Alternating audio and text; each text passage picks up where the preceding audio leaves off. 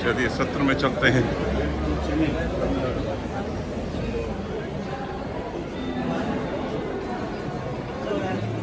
उनके लिए बॉलीवुड फिल्मों में काम करना, एक मेरी छात्रा थी जो कि काम करना चाहती थी, इसलिए वो हिंदी सीख रही थी।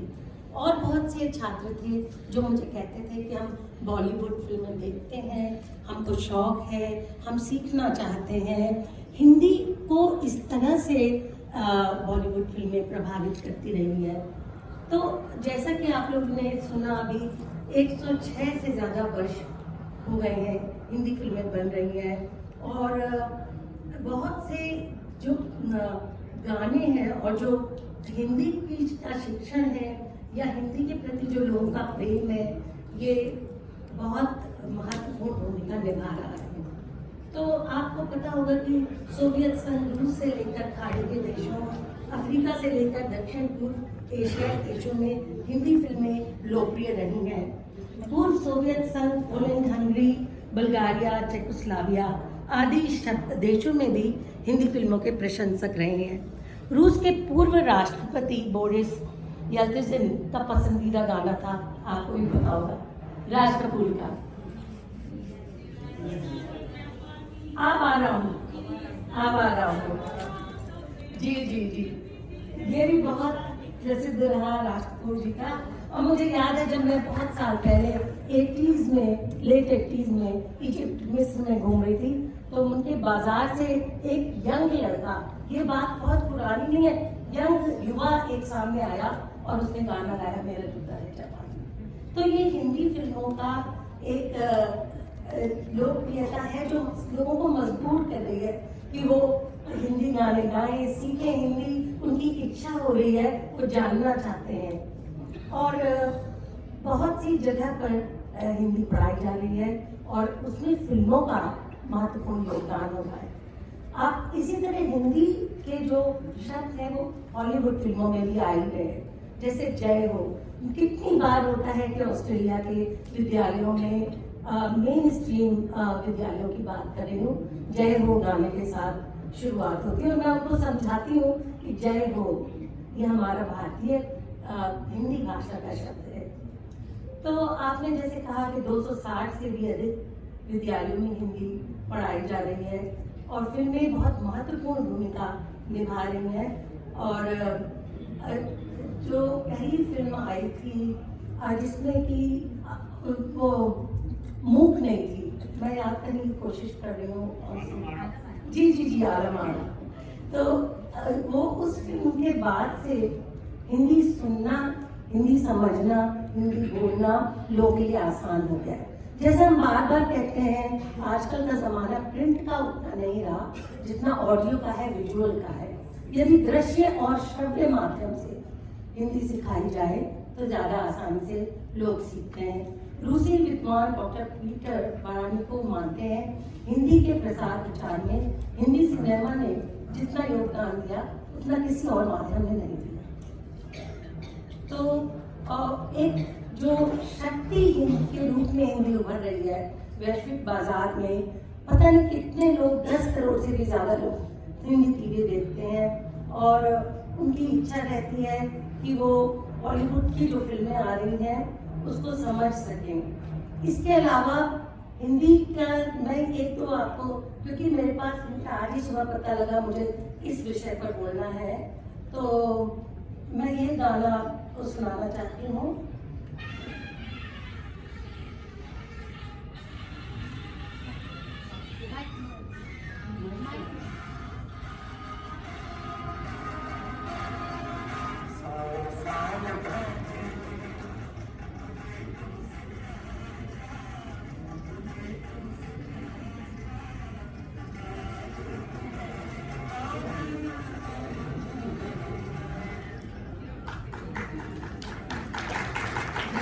इस गाने के माध्यम से कई बार मैंने अपने विद्यार्थियों को टेंसेस यानी कि काल सिखाया है। प्यार था, है और रहेगा। तो एक ये खास बात है।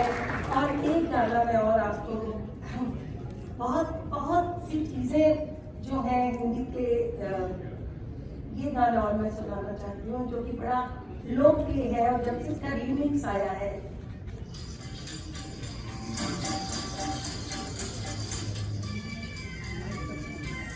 ये तो आपको आपने सुना ही है पर एक लाइन से बना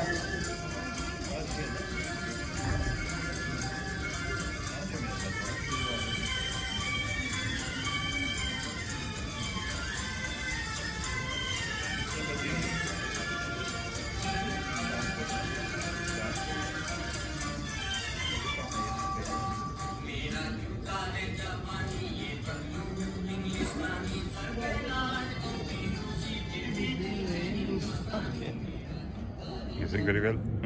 ये भी बहुत लोकप्रिय गाना है विदेशियों में और जीता जापानी है दिल हिंदुस्तानी है ये दिल की बात जब आती है तो बहुत खुश होते हैं तो इसी तरह से मैं यही कहना चाह रही हूँ कि मौसम से जुड़े शब्द हैं जैसे बरसात या सावन ये सारे शब्द भी वो ये गाने सुन सुन के सीखते हैं और पहले मैंने जैसे कहा कि भारतीय संस्कृति की बहुत सारी चीजें क्या खान पान है कैसे हम उठते बैठते हैं क्या हमारे तीज त्योहार है होली का गाना हो दिवाली का गाना हो इनको ये भी पता लगता है कि किस तरह से हम मनाते हैं हम त्योहार मनाते हैं गुलजार ने कहा था हिंदी के प्रचार प्रसार में फिल्मों ने साहित्य अकादमियों और नेशनल बुक ट्रस्ट से ज्यादा योगदान दिया है तो ये बात मुझे तो लगती है ऑस्ट्रेलिया के संदर्भ में और मेरे अनुभवों के हिसाब से मुझे लगता है कि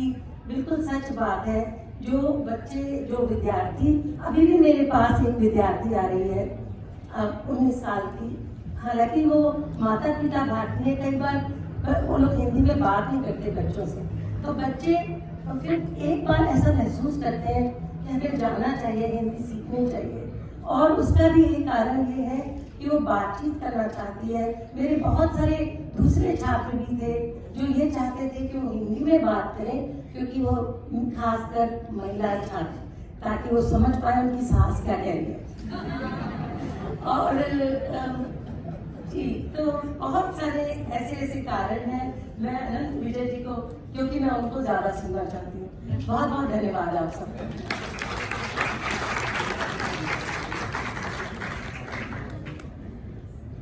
धन्यवाद रेखा जी और मैं श्रोता के रूप में श्री अनंत विजय सिंह को बुलाना चाहूँगी और मैं अगला वक्ता आचार्य डॉक्टर भूषण भावे जी को आमंत्रित करता हूँ आप प्रख्यात लेखक थे और अनुवादक थे आप गोवा से यहाँ उपस्थित हुए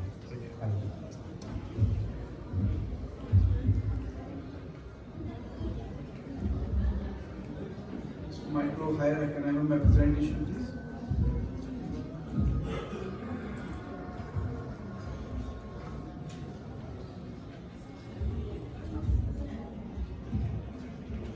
It's in the downloads. My name is Bhushan.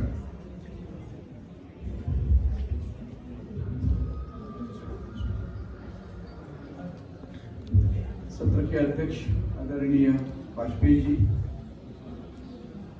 मेरे सब सहपाठी और सभागार में बैठे हुए सभी विद्वजन भाइयों और बहनों जब तक स्क्रीन पे कुछ दिखाई दे तब तक इस सम्मेलन का जो मुख्य विषय है उसके बारे में भी थोड़ा चिंतन मैं आपके सामने रखता हूँ। 2 स्तरों पर हमें काम करना है। पहला स्तर है जो इस सम्मेलन का विषय है पारंपरिक ज्ञान से कृत्रिम मेधा तक। तो इसका मतलब ये है हमें 2 स्तर पे काम करना है। एक स्तर है पारंपरिक ज्ञान जो हम भूल नहीं सकते। भूल इसलिए नहीं सकते कि आज संसार के सामने जो कुछ समस्याएं हैं उनका हल ये पारंपरिक ज्ञान ही दे सकता है, इसलिए हम उसको भूल नहीं सकते। और दूसरा उसका डिकोडिंग अब तक हम नहीं कर पाए। ब्रिटिशों ने, अंग्रेजी शिक्षा ने हमें ये पढ़ाया, ये पारंपरिक ज्ञान जो आपका है वो आउटडेटेड है, कालबाह्य है। तो इसलिए हमने उसको एक साइड कर दिया, उसको इंफीरियर माना और उस न्यूनगंड के साथ हम जीते रहे, तो हम उसका डिकोडिंग नहीं कर पाए इतने साल। तो अब हमें वो करना है। अभी वो मानवीय शक्ति से तो नहीं कर पाएंगे, क्योंकि ज्ञान तो इतना है, इतनी विद्या शाखाओं में है। तो उसके लिए मशीन की जरूरत है, उसके लिए तकनीकी की जरूरत है, उसके लिए प्रौद्योगिकी की जरूरत है। तो इस तरह 2 स्तरों पे हमको काम करना है simultaneously. This is the turning point for India. मुझे लगता है कि एक ही बार 2 स्तरों पर हमें लगातार काम करते रहेंगे। जो भूले थे हम, उसको वापस लाना है। जो हमारे पुरखों का ज्ञान था, जो कई सालों से हमारे जीवन में टाइम टेस्टेड होके ऐसे बन के चल रहा था, जो हमारी परंपराएं बन रही थी, उसको फिर वापस हमें जिंदा करना है। और आज के विश्व के सामने जो प्रदूषण की समस्या है, पर्यावरण की समस्या है, सब कुछ भ्रष्टाचार की समस्या है, ये सब समस्याओं का हल शायद हम वहाँ पाएंगे जो ज्ञान हमारे पुरखों ने पाया था, उनका उल्लेख जिक्र अभी वाजपेयी जी ने किया। और वो ज्ञान उन्होंने अनुभव सिद्ध किया था, अनुभव के आधार पर उसका पूरा उपयोजन किया था। वो ज्ञान तो फिर आ गया। और दूसरी बात जो है वो तकनीकी से जुड़ी हुई है, जो आर्टिफिशियल इंटेलिजेंस से जुड़ी हुई है, कृत्रिम मेधा से।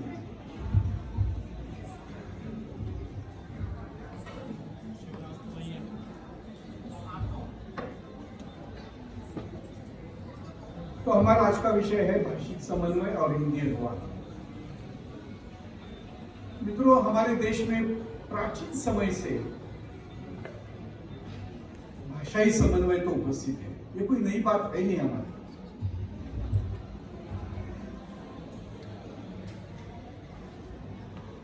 Is there any problem in the operation? Next. जब हम बात करते हैं, इतना बड़ा देश, इतने प्रांत, बायोडाइवर्सिटी वाला देश है अपना। और ये बायोडाइवर्सिटी खाली क्लाइमेट की बायोडाइवर्सिटी या कल्टीवेशन की बायोडाइवर्सिटी या मिट्टी की बायोडाइवर्सिटी नहीं है, आदमी की भी बायोडाइवर्सिटी है। तो ये भाषा की भी बायोडाइवर्सिटी, सब तरह की बायोडाइवर्सिटी है। और इतने विविधता पाने वाले हमारे देश में लोग कैसे व्यवहार करते रहे होंगे? ऐसा मानो बुद्ध काल में जाएंगे हम। जब बुद्ध का प्रचार और प्रसार पूरे देश में हुआ, जैनिज्म का हुआ, तो कौन सी भाषा में हुआ होगा?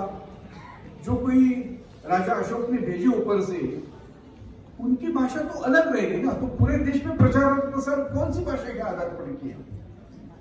क्या वो संस्कृत थी? क्या वो पाली थी? क्या वो प्राकृत थी? कोई भी भाषा ऐसी थी जो युवा फ्रांका थी, जो पूरे देश को उस समय जोड़ती थी। ऐसे पूरे जोड़ से हमारा देश में तो किसी में कभी संघर्ष हुआ नहीं, ये समन्वय के साथ चला। इतनी भाषा होने के बावजूद भी हमारे देश में कभी भाषा के नाम संघर्ष नहीं हुआ, कंट्रोवर्सी नहीं। और आज भी यह प्रथा चालू है। मैंने थोड़ा मेघालय पे अध्ययन किया। मेघालय में 2 प्रमुख ट्राइब्स हैं, एक है खासी, दूसरा है गारो। तो उनकी भाषाएं तो अलग है, सब कुछ चलन, सब कुछ अलग है, आचार प्रदेश भी अलग है। लेकिन उनकी जो बाजार की भाषा है, मार्केट की भाषा है, वो उन्होंने पैदा की है, नई भाषा, जो खासी भी नहीं है और गारो भी नहीं है।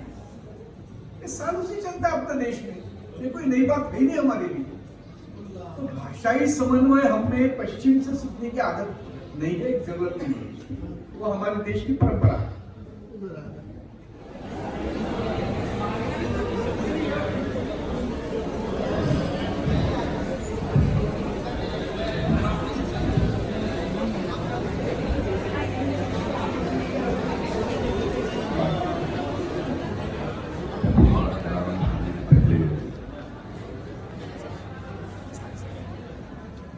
हिंदी का आवाहन करना चाहूँगा। हिंदी को गुरु का पर्व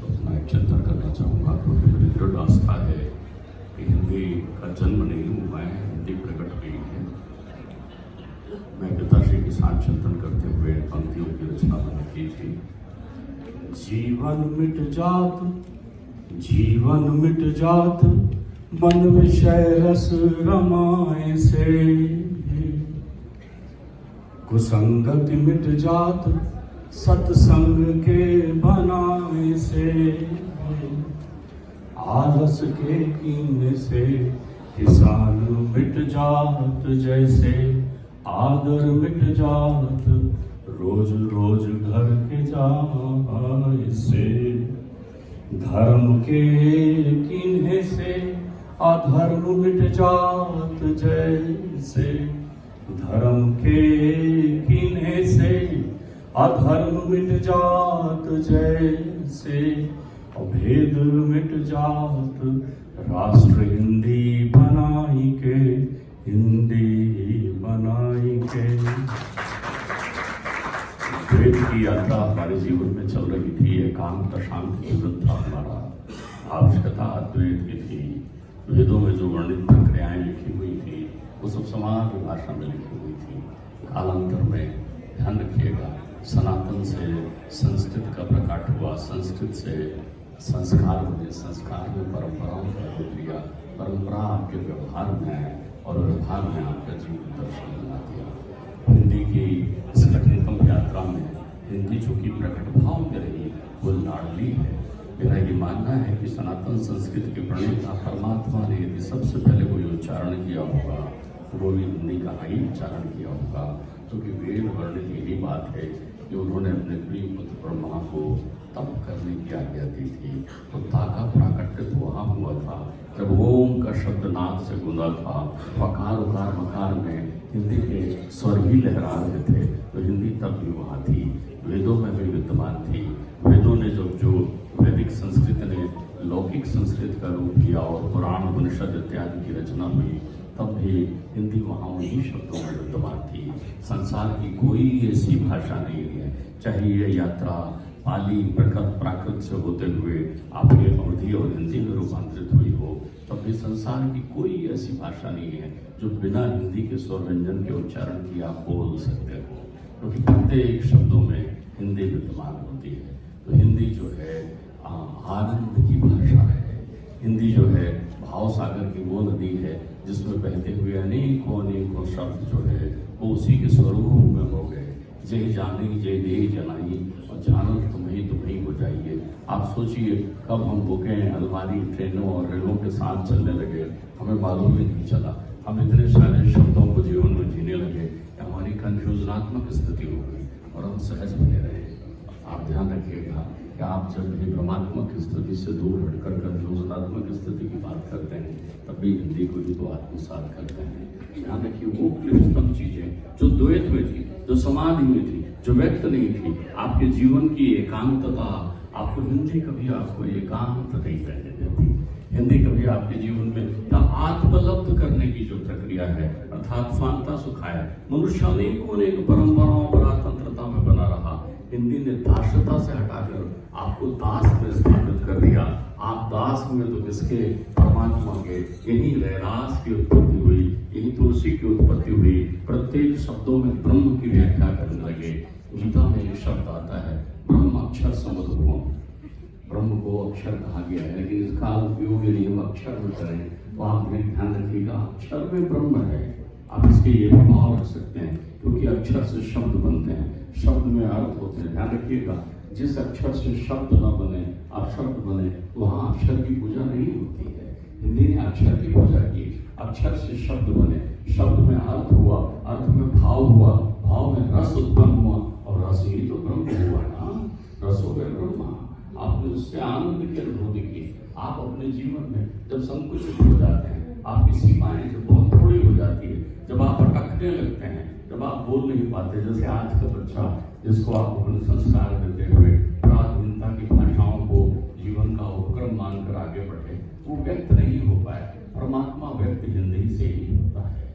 जब भी आप अपने अंतर चित्त में हिंदी की पूजा करते हैं, परमात्मा व्यक्त स्वरूप में नृत्य करने लगते हैं। हिंदी उस वाणी में ज्यादा सुशोभित होती है जो अपने आप को अहिंदी भाषी समझते हैं। न जाने मुझे ये आंकड़े किसने बनाए हैं ये तो मुझे नहीं मालूम कि केवल 140 करोड़ लोग हिंदी बोलते हैं। मैं ये दावा कर सकता हूँ, मेरा ये पूरा प्रण है, संसार का प्रत्येक व्यक्ति हिंदी बोलता है, प्रत्येक व्यक्ति हिंदी बोलता है। इसलिए हिंदी के बिना संसार है ही नहीं। आप देखिए, मुझे मालूम चला मेरी दक्षिण भारत की यात्रा में गया था, मेरी गहराई भी है, मुझे दक्षिण भारत में कहीं भी हिंदी की समस्या नहीं आई। प्रत्येक चित्त में हिंदी का संभाषण चल रहा था, प्रत्येक व्यक्ति हिंदी को समझ रहा था। जो सहजता से समझ में आ जाए वो हिंदी है। ध्यान रखिएगा, हिंदी भाव की चूंकि भाषा है, सहजता से आप आत्मसात कर सकें। वेदों की बातें थी, तुल्याम नवे ना पिछा ना स्वर्ग ना पुनर्भवम भगवत संगी संघर्षा मृत्यु नाम के बताशी। अब आप देख रहे हैं कि आप अटक गए कहीं जाकर, तो बाबा प्रकट हुए। बाबा ने कहा ताप स्वर्ग अपवर्ग सुख तथाई तुलाय गंग अतुल नताय सकल मिले, जो सुख लव सत्संग। आपको ये बातें आत्मसात के रूप में समझ में आ गई, स्पष्टता में आ गई। बस आदरणी में 1 मिनट और लूंगा और उसके साथ अपनी बात पूरी कर दूंगा। ध्यान रखिएगा, निगम कल्पतरोर गलितम फलम सुखमुखारम वृद्धम समृतम यावत भागवतम रसमालयम पीयूष मोहर रसोपाधिका। तो जैसे ये एक ऐसा फल है, ये मानकर चलिए, जिसमें न गुठली है, न बीज है, न छिलका है, कोई समस्या नहीं है। हिंदी उस रस भरी की तरह है, जिसे ग्रहण करिए और आत्मसात के आनंद में डूब जाइए। और एक विशेष बात ध्यान रखिएगा, आप सबको कहीं अगर हिचक हो तो आप ये बात कह के मैं अपनी बात खत्म करता हूँ। तो हिंदी के उस स्वरूप का ध्यान रखिएगा जिसके ध्वजवाहक अनेकों ने हुए हैं, लेकिन हिंदी को माँ से जोड़ने का क्रम जिन्होंने किया है, आप उन्हें समझिए। शिकागो की यात्रा में आपको देखकर याद आया, विवेकानंद के ही जहाज की डेक पर खड़े हुए थे। उनके दिव्य व्यक्तित्व को देखकर एक अंग्रेज उनके पास आया और अंग्रेज उनसे आकर उनसे पूछता है, बड़े सुंदर ने विवेकानंद उसकी तरफ देखते हैं और कहते हैं, मेरा नाम विवेकानंद है। अंग्रेज को लगता है इन्हें अंग्रेजी बोलने में कोई समस्या है। वो कहते हैं, तुम किधर जा रहा है? वो कहते हैं, I am going to Chicago. बोले, व्हाट इज मैटर? जब मैं हिंदी में बात कर रहा हूँ तब आप अंग्रेजी में, और जब आप अंग्रेजी में बात कर रहे हैं तब मैं हिंदी में। तो विवेकानंद जी कहते हैं, जब तुम अपनी माँ का सम्मान कर रहे थे, मैंने अपनी माँ का कर दिया। जब आपने मेरी माँ का किया।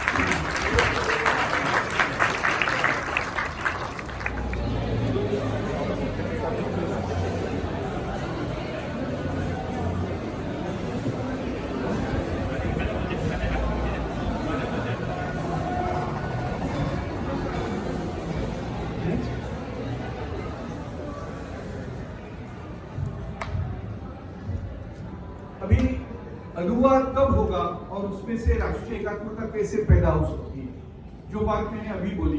यहाँ हम नदी गांव में है, बोलते वो नंदी बोलते हैं, तो इसका इतिहास क्या है कब पता चलेगा मुझे?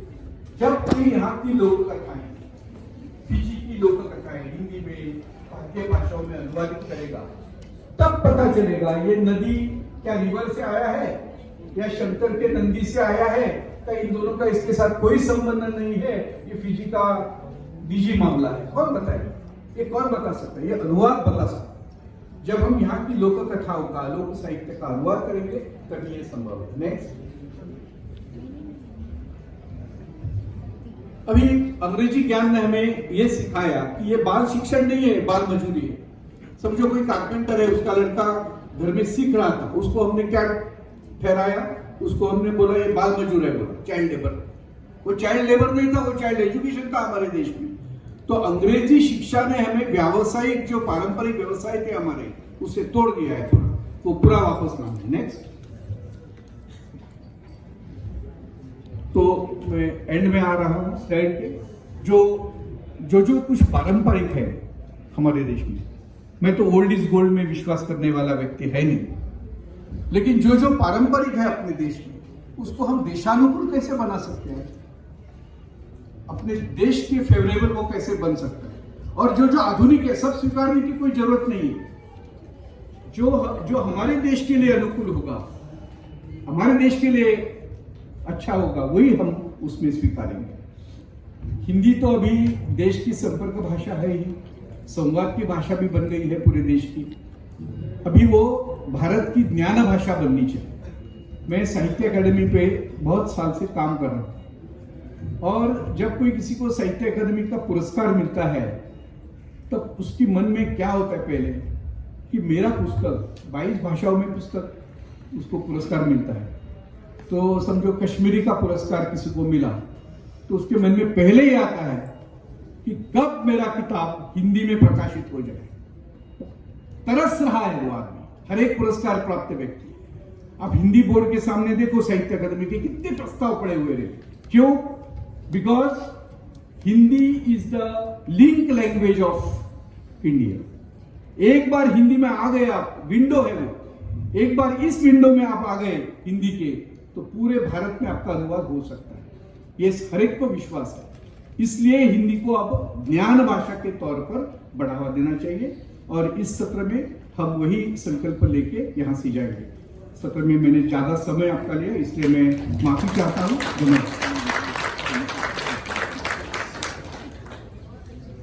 बहुत ही डॉक्टर भावे जी, डॉक्टर वाजपेयी जी ने भूमिका रखी इस प्रस्तुति की जो मैं करने वाला हूँ। तो उड़ान करके हमने एक एंड-टू-एंड मशीन ट्रांसलेशन भाषांतर का जो है इकोसिस्टम करीबन 7 वर्ष पूर्व से प्रारंभ किया और इसमें शिक्षा के भाषा की बाधा को किस प्रकार पकड़ा जाए इसका उल्लेख डॉक्टर भावे जी ने किया था। उस पर हम कार्यरत हैं। इसका लोकार्पण हुआ हिंदी दिवस 2021 में डॉक्टर के विजय रावल द्वारा और उसके पश्चात नीति और डिपार्टमेंट ऑफ आईटी और आईपीएस के दौरान इसके और भी बहुत सारे पहलू चल रहे हैं।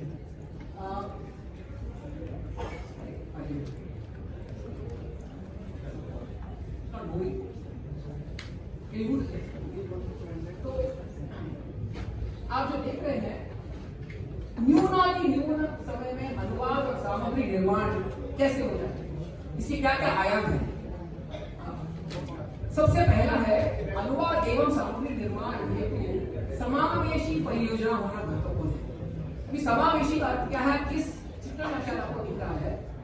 आप न तो केवल सेंटेंस वाक्य अनुवाद करें, पुस्तक अनुवाद कर पाए। अगर यदि आपको पुस्तक को अनुवाद करना है, साइंटिफिक आर्टिकल्स के अनुवाद करने हैं तो क्या क्या करेंगे आप। अनुवाद सिस्टम केवल पर्याप्त नहीं है, आपको optical character recognition OCR document को प्रोसेस करके जिस रूप में आया था उसी रूप में प्रस्तुत कर पाए, ये महत्वपूर्ण है। आप देख रहे हैं हम हमारे पोर्टल में जाएंगे आपको दिखेगा OCR ट्रांसलेशन। दूसरा महत्वपूर्ण विषय जो डॉक्टर भावे जी ने कहा और जिसका उल्लेख वाजपेयी जी ने भी किया कि शब्दकोश क्या होने चाहिए। आप एक वेक्टर शब्द है, वेक्टर को आप यदि सदिश एक जगह कहेंगे, सदिश संस्कृत हिंदी अनुवाद है वेक्टर का, और कहीं और आप उसको वेक्टर को वेक्टर बना देंगे तो पढ़ने वाला भी संभ्रम में रहेगा। इसलिए जो कंसिस्टेंसी इंग्लिश में बोलते हैं उसकी आवश्यकता है। हम हमारे यहाँ जो देख रहे हैं 100 से ऊपर तकनीकी शब्दकोश हैं और सब संस्कृतनिष्ठ हिंदी और अन्य भारतीय भाषाओं में उपलब्ध है। ये सबसे महत्वपूर्ण है। समावेशी परियोजना, सब कुछ एक स्थान पर होना महत्वपूर्ण है। End to end thinking. Next, अब आप जब उसका बाहर निकल के आउटपुट आता है तो कैसे दिखेगा। आप देख रहे हैं यहाँ पर डिक्शनरी है, जो शब्दकोश है, यहाँ पर सारणी टेबल का अनुवाद है। अभी ऐसा हो सकता है कि आज के परिप्रेक्ष्य में लोग पुरातन संस्कृत शब्दों के बारे में जानते नहीं हो या फिर प्रयोग न हो, इसीलिए हमने ब्रैकेट में लिखे कि इंग्लिश का भी शब्द रखा है। अभी ये कैसे संभव है, ये वास्तव में AI human in the loop AI जो बोलते हैं उसका संशोधन का परिणाम है। तो ऐसे ही नहीं मिलेगा आपको, गूगल ट्रांसलेट में ऐसा नहीं मिल पाएगा। तो किस प्रकार वाक्य में जो शब्दकोश के शब्दानुरूप अनुवाद कैसे हो, और उसके साथ साथ आप जो देखते हैं यहाँ पर जो मूल स्रोत है वो भी मेंटेन है। आप जैसे आप एडिट कर रहे हैं यहाँ पर तो बाउंडिंग बॉक्स दिखता है, तो आपको पता है कौन सा वाक्य का अनुवाद है ये और जिसे मैं एडिट कर रहा हूँ। ये महत्वपूर्ण है कि शीघ्र अनुवाद हो, इसको पोस्ट एडिटिंग की आवश्यकता हो, वो शीघ्र हो। आप स्वयं इसका प्रयोग कर सकते हो। और यदि हमारे सिस्टम ने गलत शब्द भी उठाया हो तो जो एडिट कर रहा है वो एडिट कर सकता है इस विंडो में, और जो शब्द के अन्य विकल्प हैं शब्दकोश से उनका भी चयन कर सकता है।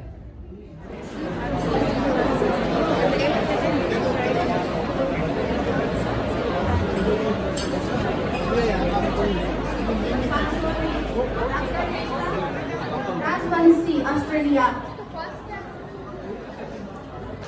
जोरदार से स्वागत कीजिए।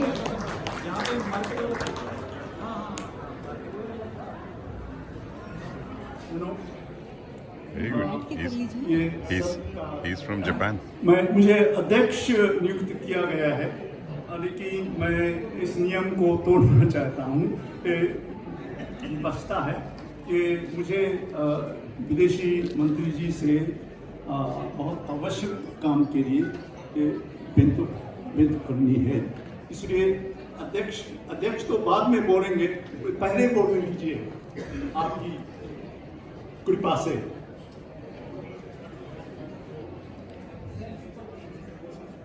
शुरू करता हूँ। मेरा विषय है बोस द फॉरगॉटन हीरो की हिंदी की शैलीगत विशेषताएं। ये थोड़ा सा विषय है, लेकिन बिल्कुल असंगति भी नहीं है इस विषय के अनुकूलित। इस फिल्म के विशेषताएं या पृष्ठभूमि, जापानी शिक्षक देने की बातें वगैरह वगैरह समय की कमी के कारण छोड़ देता हूँ और सीधे विषय में आता हूँ।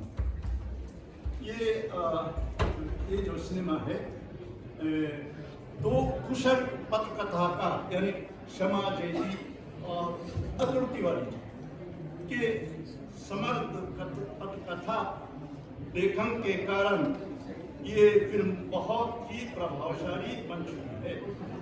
नायक व नायिका का संवाद अत्यंत जीवन होने के अलावा ऐतिहासिक पृष्ठभूमि में फिट करता है। माहौल के बिल्कुल अनुकूल बना है। शब्द चयन है। मिसाल के तौर पर ये जो जापान में टोक्यो के राजदूतावास में जो प्रस्तुत किया गया जो 4 साल पहले, उसका प्रचार पत्र है।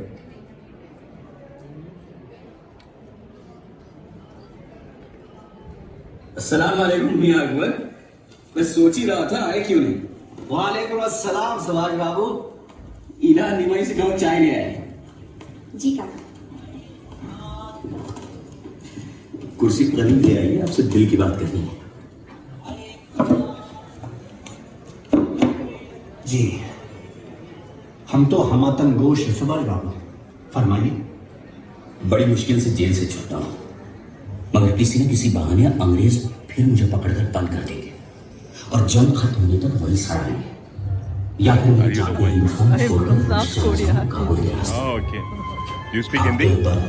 Do you speak Hindi? आप कुछ बात करिए। पूरी मदद करेगा। आप कहाँ से हैं? मैं ऑस्ट्रेलिया। क्या रूस आपकी मदद करेगा? क्यों नहीं करेगा? कुछ बात कर सकती जो हैं? साम्राज्यवाद का विरोधी है वो अंग्रेज हुकूमत का भी दुश्मन हुआ ना, और यही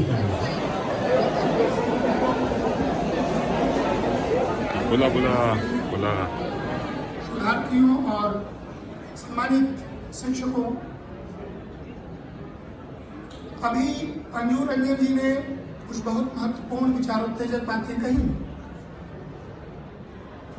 दरअसल भाषा के 2-3 काम होते हैं, जिसमें एक काम तो है कि उसका बोलचाल का स्वरूप, दूसरा है उसका अकादमिक स्वरूप जिसमें हम पढ़ाई लिखाई करते हैं, और उसका तीसरा रूप है साहित्य का।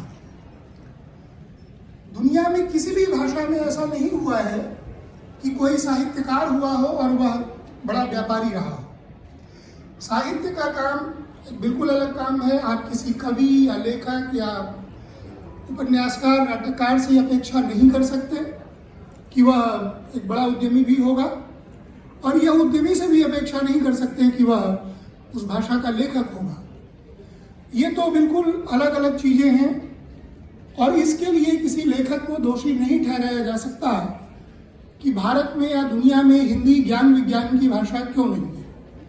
आप जानते हैं कि अंग्रेजों की कृपा के पहले भारत के उदाहरण को लें तो भारत दुनिया की आर्थिक राजधानी था 1750 ईस्वी तक, और तब भारत अपनी भारतीय भाषाओं में काम कर रहा था और भारत को वैश्विक व्यापार में, वैश्विक बाजार में कोई दिक्कत नहीं थी। ऐसा क्या हुआ कि भारतीय भाषाएं और उनके बोलने वाले लोग बिल्कुल मौन कर दिए गए। भारत के देशी और विदेशी व्यापार पर जबरन कब्जा किया गया और भारत में अंग्रेजी सिखाने के 200 वर्षों के प्रयास के बावजूद मुझे नहीं लगता कि 10% से अधिक लोग अंग्रेजी बोलने वाले लोग हैं अभी भी। दुनिया में कितना बड़ा पैसा अंग्रेजी सिखाने पर खर्च किया जा रहा है, अगर आप उसके आंकड़े देखें। भाषा में व्यापार की बात तो है, भाषा का भी व्यापार है, और वह व्यापार कितना बड़ा है अगर देखना हो तो अंग्रेजी सीखने सिखाने का जो उद्यम है, आप उसके आंकड़े देखिए। इसलिए मैं ये मानता हूं कि किसी भी व्यापार के लिए भाषा कोई बाधक नहीं है। संसार की कोई भी भाषा व्यापार की बाधक नहीं है। जिस भी भाषा में एक वाक्य बोला जा सकता है, उस भाषा में सारे मौलिक सृजनात्मक कार्य किए जा सकते हैं। दर्शन, चिंतन, अकादमिक लेखन और व्यापार भी। व्यापार के लिए भाषा की बहुत बड़ी प्रवीणता की आवश्यकता नहीं होती है। रही बात, व्यापार के 3 अंग होते हैं, आप जानते हैं। पहली चीज है उत्पादन, जिसकी ओर इशारा किया। दूसरी चीज है उसका विपणन और वितरण। तीसरी चीज है उसका प्रबंधन, और चौथी चीज है उसका विज्ञापन। तो हिंदी मनोरंजन की भाषा है, विज्ञापन की भाषा है, समाचार की भाषा है। बस दिक्कत यह है कि वह उत्पादन की भाषा नहीं बन पा रही है। इसके लिए हिंदी बोलने वाले, हिंदी शिक्षक, हिंदी के लेखक कतई जिम्मेदार नहीं है, क्योंकि किसी ने बाह नहीं पकड़ रखी है किसी की भी कि वह हिंदी में कोई उत्पाद न बनाए। मैं उदाहरण देना चाहता हूं कि भारत का हिंदी की दृष्टि से अगर सबसे बेहतरीन उत्पाद है तो क्या है? बॉलीवुड। बॉलीवुड भारत का सबसे बेहतर उत्पाद है जो हिंदी भाषा में है और दुनिया में जाना पहचाना है। दुनिया में जहाँ भी हिंदी सिखाई जाती है, खासकर गैर हिंदी भाषियों को, तो हिंदी सिनेमा के गीत, उनके संवाद और वो पूरी सामग्री प्रयुक्त होती है। तो एक बड़ी बात है कि ऐसा नहीं है कि हिंदी में वो काम नहीं किया जा सकता है। जैसे अभी राष्ट्रीय शिक्षा नीति में आया है कि हम अपनी तकनीकी शिक्षा, यानी विज्ञान, तकनीकी और प्रबंधन की शिक्षा भारतीय भाषाओं में शुरू करें। इसके लिए किसी ने रोक नहीं रखा था। धर्मपाल जी ने कहा कि दुनिया का कोई भी राष्ट्र अपने मौलिक सृजनात्मक कार्य विदेशी भाषा, विदेशी पूंजी और विदेशी विशेषज्ञों की मदद से नहीं करता। तो दुनिया में कहीं भी जहां भी हिंदी है, तो ये समस्या इसलिए नहीं है कि लोग उसके बोलने वाले वो अपनी भाषा में काम नहीं करना चाहते। दरअसल उनको मजबूर किया जा रहा है ये भ्रम के द्वारा, विज्ञापन के द्वारा, कुप्रचार के द्वारा, कि आप जब तक अंग्रेजी नहीं सीखेंगे, खासकर भारत में और लगभग सारी दुनिया में, तब तक आप विश्व शक्ति नहीं बन सकते। अभी विश्व शक्तियों के आप उदाहरण देखिए। अमेरिका, इंग्लैंड को अगर विश्व शक्ति माने तो उसके अलावा रूस अपनी भाषा में काम करता है, चीन अपनी भाषा में काम करता है, कोरिया अपनी भाषा में काम करता है, जापान, जर्मनी, फ्रांस अपनी भाषा में काम करते हैं। तो इसलिए ये जो संकट है वो कुछ तो नीतिगत है और कुछ बौद्धिक प्रमाद और आलस्य के कारण है। जैसे मेडिकल साइंस की अगर कोई पुस्तक है तो निश्चित रूप से वो जो डॉक्टर और जो मेडिकल साइंस से जुड़े हुए लोग हैं वही वो पुस्तक लिख सकते हैं। हिंदी का कथाकार या कवि वो पुस्तक नहीं लिख सकता है। मैं हिंदी जानता हूँ, इससे अदालतों के अंग्रेजी में दिए गए निर्णय में नहीं समझ सकता, या अंग्रेजी जानने वाला भी नहीं समझता। इसके लिए आपको जो विधि शास्त्र की शब्दावली है, उसके जो भाषा है, उसमें आपको निष्णात होना पड़ता है। तो इसलिए विभिन्न अनुशासनों में ज्ञान की जो पुस्तकें हैं उसके लिए रचनात्मक लेखन उस विषय के विशेषज्ञ ही कर सकते हैं। इसके लिए साहित्यकार कुछ नहीं कर सकता है। तो इसके लिए बौद्धिक वातावरण बनाए जाने की ज़रूरत है। और मैं आपको एक बात बताऊं कि हिंदी की स्थिति की चाहे जितनी आप चिंता करें, मैं मानता हूं कि पिछले 200 वर्षों में या हिंदी के 1000 वर्षों के इतिहास को लें तो हिंदी जितनी बेहतर स्थिति में आज है उतनी इतिहास में कभी नहीं थी। जितने हिंदी बोलने वाले आज हैं, पता कीजिए कि 1000 साल पहले कभी थे क्या? हिंदी में जितनी पुस्तकें आज लिखी जा रही हैं, हिंदी में जितने लेखक आज हैं, जितनी पत्र पत्रिकाएं और पुस्तकें छप रही हैं, इतनी इतिहास में कभी नहीं छपी। जितना विज्ञापन सार्वजनिक जीवन में जितनी हिंदी आज आप देखते हैं, उतनी हिंदी अतीत में कभी नहीं थी।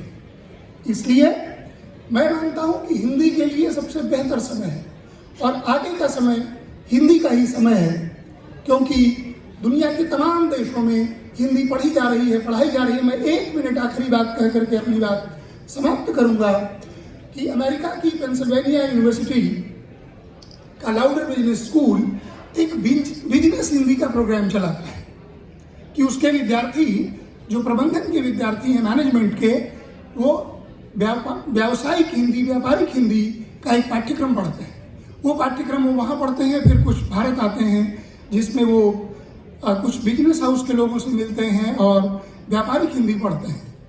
तो भारतीय विश्वविद्यालयों का जो हिंदी विभाग है, और शायद मैं समझता हूँ दुनिया भर में ये स्थिति है कि वो बहुत हद तक साहित्य का विभाग है, उसे भाषा के विभाग में बदला जाना चाहिए और उसमें भाषा का जो हिस्सा है वो बढ़ाया जाना चाहिए। दूसरी बात यह है कि इस तरह के जो प्रयोग हैं कि जिसमें हम ज्ञान की जो भाषा है, ज्ञान के अनुशासन के रूप में, आप देखिए कि भारत में और दुनिया भर में हिंदी के प्राथमिक से लेकर के विश्वविद्यालयी स्तर तक कितने सारे शिक्षक हैं।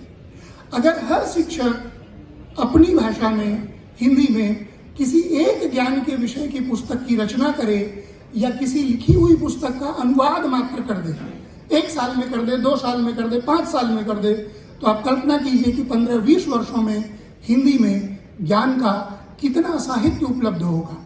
और अब तो तकनीक है जो अनुवाद में भी आपको बहुत मदद करती है, 70 से 80% मदद करती है कि आप तकनीक की मदद से अनुवाद कर लें। सिर्फ थोड़ी मेहनत आपको करनी है। तो थोड़ा उस बौद्धिक आलस्य और प्रमाद को हमें कम करना है और थोड़ा पुरुषार्थ करना है। एक पंक्ति है कि हमारे पाँव का कांटा हम ही से निकलेगा, हमें जो पीड़ा है, हमारा दुख कोई दूसरा दूर नहीं करेगा। यहाँ हम विराट वैश्विक आत्मीय हिंदी परिवार का दर्शन कर रहे हैं। आप लोगों ने इस सत्र में मुझे बोलने का अवसर दिया, मुझे सुना, बहुत बहुत धन्यवाद। धन्यवाद विवेकानंद जी, आपने अपने ओजस्वी व्याख्यान से हिंदी की जो संभावनाएं हैं, खास करके बाजार के इस दौर में, उसको आपने रेखांकित किया। मित्रों, हम सबको पता है कि हमने जैसे हिंदी गीतों को पहले हाशिए पर रखा था, हमने उसे आरंभिक काल में साहित्यिक दर्जा देने से मना कर दिया था। लेकिन वही हिंदी फिल्मी गीत जब विश्व भर में संचार करने लगे और उन्हीं हिंदी फिल्मों से हमारी आय में परिवर्तन होने लगा, क्रांति होने लगी, तो मजबूरन क्यों न हो, लेकिन साहित्यिक या मान्यता प्राप्त जो साहित्यिक थे, उन मान्यता प्राप्त साहित्यिकों को हिंदी गीतों को भी साहित्यिक दर्जा देना पड़ा। मित्रों, एक समय ऐसा था जिस दृष्टि से हम भारतीय तमाशा को देखते थे, लोकनाट्य परंपरा को देखते थे, उसी हेयता की दृष्टि से हमने आरंभ में सिनेमा की ओर भी देखा। लेकिन बाद में सिनेमा में जो हुए परिवर्तन, उस परिवर्तन को केंद्र में रखकर हमने देखा कि इसमें ये इतना प्रभावी माध्यम है कि इस माध्यम के जरिए हम न केवल क्रांति कर सकते हैं, बल्कि आगे भविष्य में हमारी जो संस्कृति है, हमारी जो परंपराएं हैं, उन परंपराओं का निर्वहन और विश्व भर में संचार करने का अगर सशक्त और पुख्ता माध्यम अगर कौन सा है, तो वह हिंदी सिनेमा है। मित्रों, मुझे पता है कि किसी भी देश में जब कोई फिल्म बनती है तो जिसमें उस फिल्म में उस समाज का चित्रण होता है। हमारे इतिहास के बहुत बड़ा पुरोधा पुरुष रहे हैं रामस्वरूप चतुर्वेदी, उनका एक वाक्य है कि हर काल का साहित्य अपनी अपनी परिस्थिति की उपज होता है। मित्रों, हम सिनेमा को भी इस दृष्टि से देख सकते हैं, आंक सकते हैं और उसका मूल्यांकन और आलोचना भी कर सकते हैं। क्योंकि जिस समय में फिल्में बनी हैं, उस सिनेमा की फिल्मों ने उस समाज का यथार्थ चित्र हमारे सामने रखा है। जैसे कालजयी साहित्यकार के संदर्भ में प्रायः ऐसा कहा जाता है कि कालजयी साहित्यकार हम उसी को कहते हैं जो मात्र समस्या का वर्णन नहीं करता बल्कि समस्या से उभरने के उपाय भी बताता है। कालजयी सिनेमा के दिग्दर्शक भी वही होते हैं कि जो मात्र समस्या का चित्रण अपनी फिल्मों में नहीं करते बल्कि उस समस्या से उभरने के उपाय भी हमें बताते हैं। इन दिनों बालकों पर आई हुई कई ऐसी फिल्में हैं कि जो हमें बालकों की ओर, विकलांगों की ओर, दिव्यांगों की ओर या किन्नर विमर्श की ओर देखने की एक नई दृष्टि प्रदान करने की क्षमता उन फिल्मों में है। और न केवल एकाध व्यक्ति के दृष्टिकोण में बदलाव की क्षमता फिल्मों में हम देखते हैं, बल्कि आज पूरे विश्व को एक नया आयाम देने का काम इन फिल्मों ने किया है। मैं इतिहास में नहीं जाना चाहूंगा, लेकिन दादा साहब फाल्के ने जिस मुख्य फिल्म से इस फिल्म की यात्रा आरंभ की थी, हरिश्चंद्र से प्रारंभ हुई ये भारतीय सिनेमा की विकास यात्रा आज 100 साल पूर्ण हो गए हैं। आदर्श जिसमें कई पड़ाव है, जिसमें फिल्मकारों का ही उतना योगदान है, गीतकारों का भी उतना ही योगदान है, संगीतकारों का भी उतना ही योगदान है और दिग्दर्शकों का भी उतना ही योगदान है। आरंभ में हमने देखा कि पुरुष के पात्र भी स्त्रियों को करने पड़ते थे, स्त्रियों के पात्र भी पुरुषों को करने पड़ते थे, लेकिन आज स्त्रियों ने, नायिकाओं ने फिल्मों में जो एक किरदार स्थापन किया है और जो नए नए कीर्तिमान स्थापित कर रही है, वो मुझे लगता है कि बहुत बड़ी क्रांति हम उसको मान सकते हैं। बांग्ला से आरंभ हुई ये चंडीदास की बनी दूसरी फिल्म जो समाज फिल्म मानी जाती थी, आज उस फिल्म ने इतना सूचना प्रौद्योगिकी का प्रयोग किया है कि आप उसके जरिए आप कल्पना को यथार्थ को कल्पना और न जाने कितने ऐसे आयाम उसमें विकसित कर सकते हैं। मित्रों, आज वैश्विक परिदृश्य में जब हम हिंदी की बात करते हैं तो हिंदी ये केवल रोजगार की भाषा बनी है। हम हमारे भारत देश में जिस भाषा को राष्ट्रभाषा का दर्जा नहीं दे पाए, हम हमारे देश में जिस भाषा को हम आधिकारिक रूप से कानूनी भाषा नहीं बना पाए और पर्याय के रूप में, विकल्प के रूप में हमें अंग्रेजी का साथ देना पड़ा, लेकिन बाजार ने कोई विकल्प किसी विश्व के किसी देश के सामने नहीं रखा मित्रों। और विश्व को पता है, विश्व में स्थित सभी देशों को पता है, यदि हमें बाजार करना है तो हमें हिंदी से हमारा छुटकारा नहीं है। और इसीलिए हिंदी में फिल्में बन रही है, हिंदी में बनी फिल्में डबिंग हो रही है। और आपको पता है कि जो कोका कोला पहले केवल 5 स्टार होटल में मिलता था, आज विज्ञापन के जरिए वही कोका कोला मेरे गांव के झोपड़ी के दुकान में भी मिल रहा है। उसका श्रेय अगर किसको है तो हिंदी के विज्ञापन को है। मुझे लगता है फिल्मों में जो एक रोजगार का नया अवसर बन गया है। हॉलीवुड की फिल्में एक समय में डबिंग होती थी, लेकिन आज बॉलीवुड की फिल्में भी डबिंग हो रही है और उसका जो अनुवाद, उसका जो नेपथ्य है, उसका जो कोरियोग्राफी है, उसका जो छायाचित्रण है, उसका जो संवाद लेखन है, उसका जो गीत लेखन है, ये सारे के सारे आज हमें पाठ्यक्रम में लाकर उसको एक नया रूप देने की आवश्यकता है।